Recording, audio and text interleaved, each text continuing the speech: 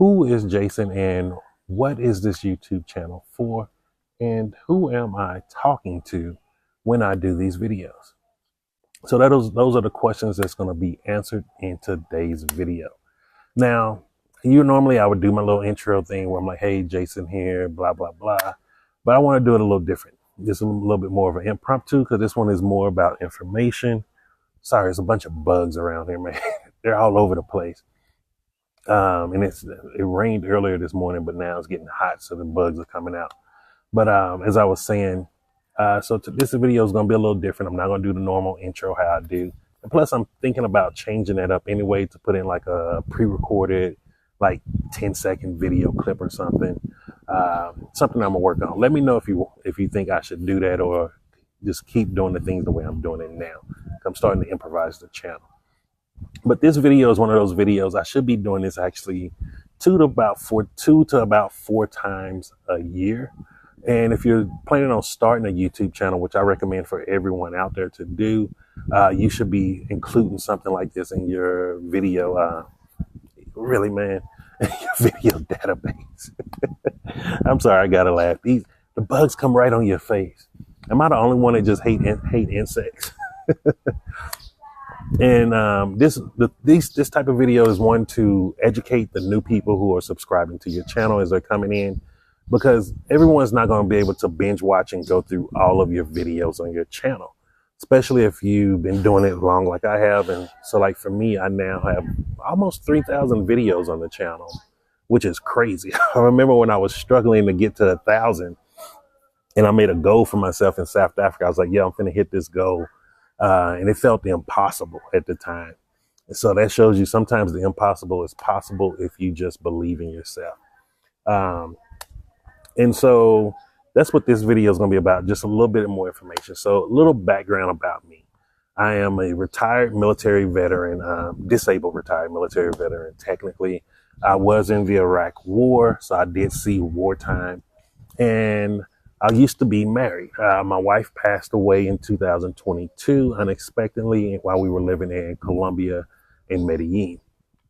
And so we decided in 2015 that we were just tired of living the rat race. And what actually happened was we started really getting in control of our budgeting. It was the first time that both of us actually really started taking a focus to how much money are we making and how much are we spending? Because we was always just focused on, if we just make more money, we'll get to the next place. And then when we took control of our budget and started seeing how much money we were actually bringing in a year, we saw that we were making well over $100,000 a year, living in Texas, which is supposed to be a really good income. However, with her student loans and just our poor financial choices and not understanding finances, we realized we were wasting a lot of money. And after that, we was like, we want to start enjoying our life. Like, what if tomorrow we're not here? What are we going to be able to say about ourselves? That we paid our bills on time? And it really showed us that being a responsible person, the way people tell you, go to school, get a good job, pay your bills, do this, buy a home. It was living other people's dreams. And neither one of us wanted to do that. We really wanted to just travel and do what we want to do and build our own businesses. And so because those were the things that we did, we started looking into, can we live outside of the United States? Like, why do we have to live in the United States? And my late wife, Cece, her family was originally from Trinidad and Tobago. And so we was like, we had the conversation, we was like, I told her, I was like, if your family was bold enough to come to the United States, a country they didn't know anybody, we surely can do the same thing and go to another country. What are we afraid of? We see that it can work.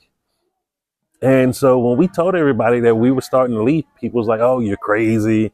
You'll be back in a year or two, giving us names of people who did it and didn't come back, did come back and they couldn't stay abroad, that they either lost money, ran out of money, or just got scared or afraid, or they were too sick.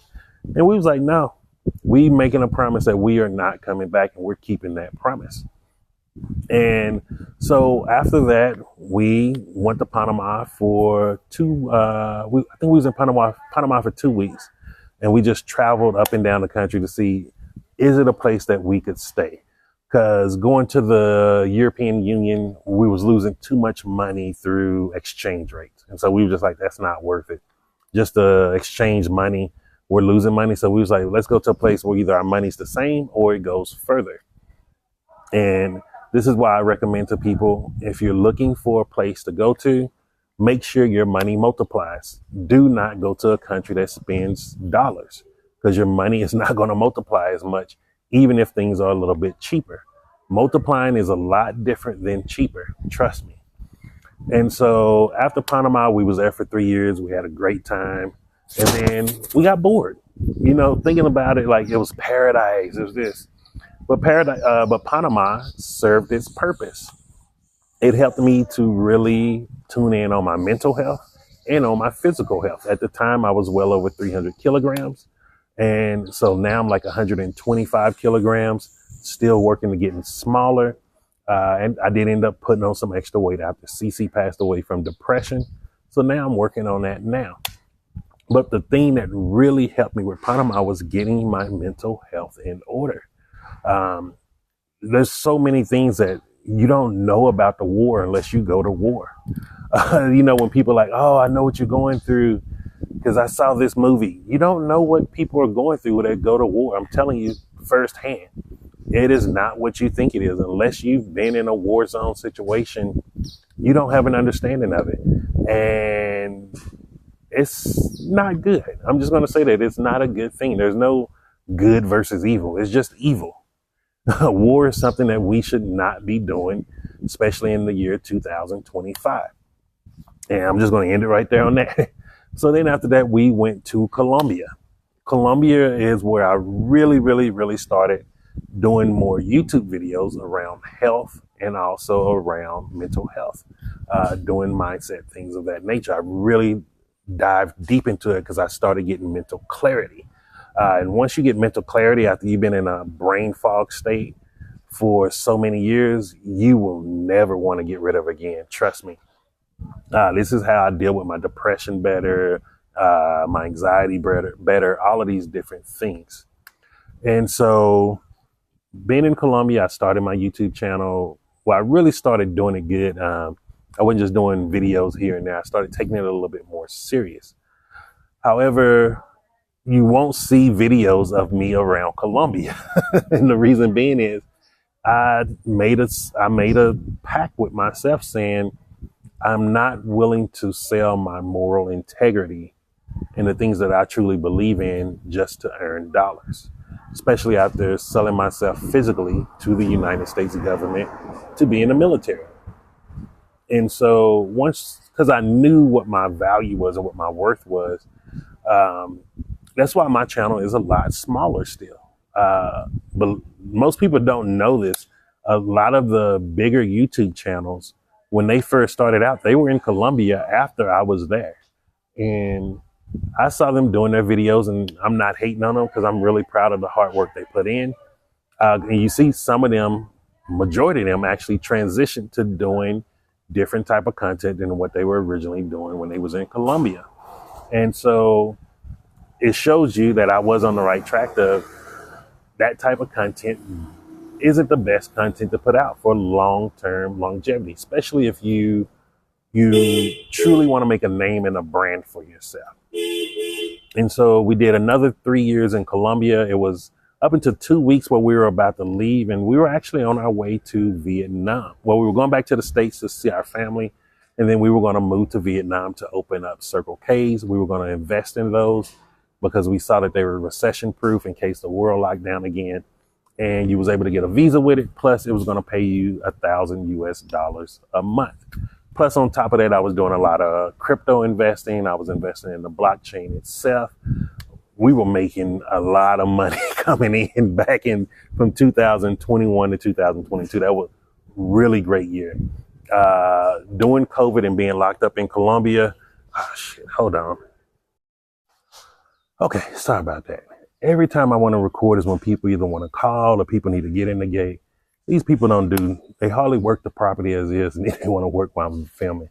Hey, so my apology.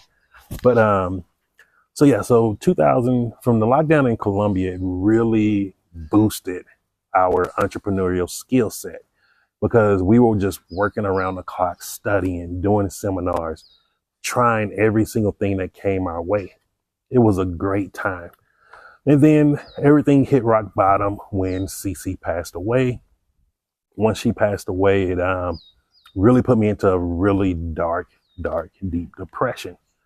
And so during that depression, I stopped caring. And what I mean by stop caring is like I was just longing for her. I was missing her. I was trying to make sense of how could my wife just suddenly pass away in the middle of the sleep, and she passes away in my arms. And death was one of those things we've always talked about. However, it's a difference between talking about it and then you're experiencing it firsthand while it's happening. And so during that deep depression, I lost everything. I'm going to be honest with you. I lost all of my retirement because I was throwing everything into crypto. We lost our business that we had together because we put everything in her name because I was the one that was expecting to not be here. Would have never guessed that she wouldn't be here because she was in great health. And so during that deep depression, I went back to the U.S., took care of the rest of the things I needed to take care of with her. And then I had to get out of there because after you're gone from the U.S. and you start assimilating to other cultures, you're not really an American anymore. Like even now, if I go back to the U.S., like I don't fit in with the culture there. And I be longing for things that I'm missing from the countries that I live in. And so after that, I took a walk. I was in Portland, Oregon, visiting my cousin. And while I was walking, I just asked God, I was like, yo, you tell me there's nothing you give me that I can't handle. You need to tell me what to do next. Like, what is the next step? What am I supposed to do? Because I'm not staying in the United States. And I didn't feel comfortable being back in Colombia because everything was reminding me of Cece at the time. And so Johannesburg, South Africa popped in my head. So what I did, I went online, I bought a one-way ticket for the following month to Johannesburg, South Africa. And then I went on to Ocean Shores, Washington to visit my brother. We've been knowing each other since 5th or 6th grade, man. So that's why I call him my brother. And so there we were doing some things. We're going deep into psychedelic research, doing some self-research. And it really opened up a lot of things, helped me get through some things. And then after that, I, told the family there goodbye. I love them. Went back to Portland, told my cousin I love her, everything, goodbye. Then went back to Texas, saw my mom and let her know, love her, goodbye. Then I went back to Colombia. And then after that, once it was time for me to fly to South Africa, flew back to Texas and then flew back to South Africa. Just that's how much I didn't want to be in the United States. And so after I flew to South Africa, I felt different. I felt like there was something about it. I knew I was supposed to be there. So I stayed in South Africa for a year, made wonderful connections, met some of the best people in the world. Still talk to them today. Oh man, my phone is heating up. It's so hot. Still actually talk to them to this day, go see them whenever I'm back in South Africa. And it really was therapeutic. It really helped me out to get through the different levels of grief and depression. Because there's levels to it. Like, you don't just heal overnight. You just don't come to an aha overnight. Like, there's things you have to come to get that burden off of you spiritually. Because it is a burden and it's hard, man. Like, you talk to someone who loses a partner, especially if you're in a loving relationship, it's not easy, man. It's traumatizing. I still have trauma from it to this day. And most people don't understand it. I don't talk about it deeply, but I still have trauma to this day. Like, it's scary for me to even share my bed with someone, because I have the fear if I'm gonna wake up in the middle of the night again and they're no longer there. Like, I don't wish that on anybody. Like, I've had people tell me like, oh, that's so romantic. Yeah, you don't know romantic. If you think that's romantic, you do not know what romantic is. And I would really suggest you start searching for real romantic, or romanticism, I guess is the word to use. And so then after spent a year in South Africa, I couldn't get the visa there or permit to stay there for retirement, because you have to do it from your home country, which, like I said, something I didn't know. I literally got the word from Spirit. I was like, where do I go? Johannesburg, South Africa. I bought a ticket. I didn't do any research. Then after that, I took the bus, made my way to Botswana, stayed there for 6 months. I may actually even have a permit in Botswana, but I don't know, because I had to leave the country before I could figure out if it was approved or not. And then I made my way to Zambia. Coming here to Zambia, I was able to get my permit. I think I got it a little bit under a month, a little bit over a month. Didn't take long at all. And now I have permanent residency here, and I've settled in Zambia as my home base. I will be doing more traveling within the next year or two. But right now in Zambia, I've been learning the legal system here and seeing what opportunities are here. And that's what I've been sharing with you. So like the ability to own land here. Land is very affordable here. The ability to open up businesses here. To open up a business and startup is very affordable here. To get a farm is very affordable here. I just saw something on Facebook actually of some farmland. It's 100 by 100 meters, which is a hectare, or 2.2 acres. And it is just 14,000 kwacha, or about, I think that's about I don't even think it's 600. I think that's about 550 US dollars. And so I'm going to actually schedule probably in a week or two to go look at it to see how far off it is, and probably end up picking that up, because you cannot go wrong with farmland. You just can't go wrong with farms out here. The world will never run out of food. And so now that we're caught up to date, like, who is this channel for? Like, I'm talking to people who are like-minded like me, people who are hard workers, people who are doing the things the right way, people who are taking those hard steps by making sure they're doing everything legally. You know, growing up, I used to always hear people talk about like, oh man, it's hard doing the wrong thing. It's easy to do the wrong thing. It is so easy to do the wrong thing. You know how easy it is to just go and try to steal from somebody, how easy it is to try to rip someone off? That is the easiest thing to do in the world. The hardest thing is to do things the right way, to do things the way that's not harming people, that's going to be helping people. And that's the hard thing to do. And so like, those are the people that I'm talking to, the people who, whether you're a government worker, whether you're military retired like I am, someone who is family oriented. That's why you see my content. I don't focus on nightlife. I don't club. I don't go to the nightlife anymore. Every once in a while, if I'm in South Africa, I might go to a strip club. Like, hey, I'm still a regular guy. Like, I'm not acting like I'm Jesus reincarnated. I'm still a regular person. I don't drink anymore. I'm going on almost 3 years sober now, without having anything to drink. And so, like, I'm talking to the people who are wanting to create generational wealth, people that are wanting to build businesses, to leave a legacy. The people who I'm not talking to is people who are just traveling to take advantage of places, or to, what's the proper word? People are just looking to build, to womanize. Like, I'm not saying there's anything wrong with that. Your life is your life. However, this channel isn't for you. There may be parts of this channel that you like, but at the end of the day, the majority of my content is not for you, if that's what you're looking for. I'm never going to sit here and do live videos telling you this is what women like, you can do this. That's not who I am. And that's not the community that I'm building. I'm wanting to build a community of people who want to come and use the system in their favor. Like, if you're going to come here and have your money multiplying by 27 times, why not build things? Why not purchase land? Why not employ people? Why not make a long lasting difference in the country or on the continent. Those are the people that I'm doing these videos for. I'm not the Passport Bro movement follower. Like, I'm not in that movement. I don't cater to that movement. And like I say, again, not saying there's anything wrong with it. I believe everybody has the beautiful privilege of living their life how they want to.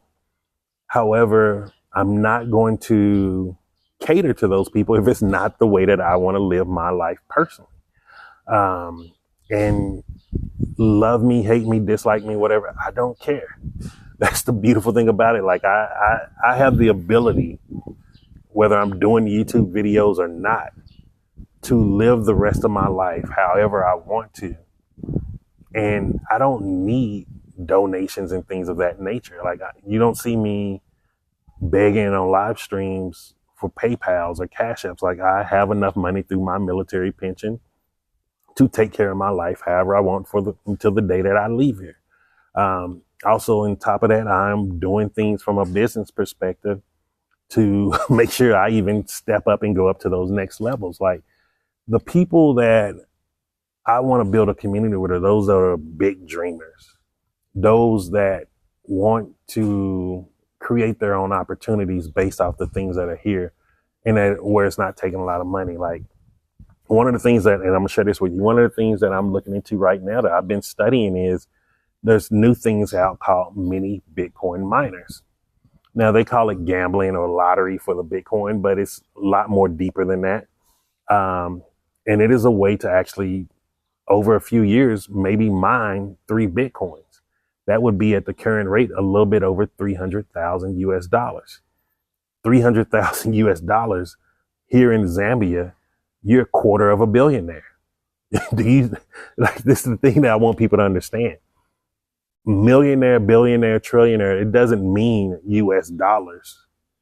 Whatever currency that you're in, if you make a quarter of a billion kwacha, I guarantee you will have a life that you never dreamed of having in the United States. So those are the people that I'm talking to, people who are wanting to dream big. Because let's say if you just make 3,000 US dollars a month and you bring that to Zambia, you're a Zambian millionaire. You bring in $1 million, a million kwacha, my apologies. You bring in $1 million kwacha every year here.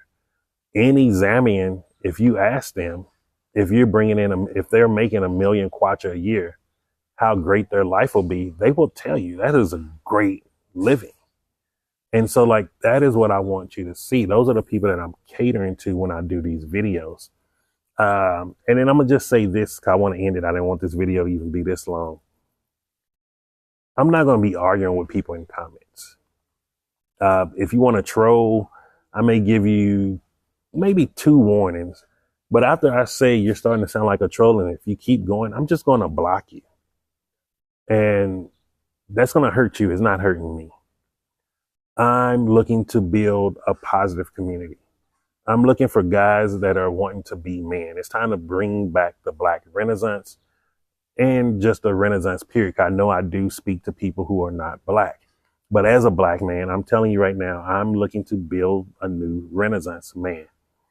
If you want to argue in my comments about you have the right to be with the women, living your golden years, I don't care. Do you? This is not the channel for it. Take that to the Passport Bro movement, to the people that are creating that content. I have 0 F's to give, and I will block you. And all that means is you will never have the opportunity to get access to any of the information that I'm giving away for free that other people are trying to charge you. And that's it. And I just want to leave it there. If you have any questions or comments, just leave them down below. And just remember this, I'm Jason, and success is simple once you know how.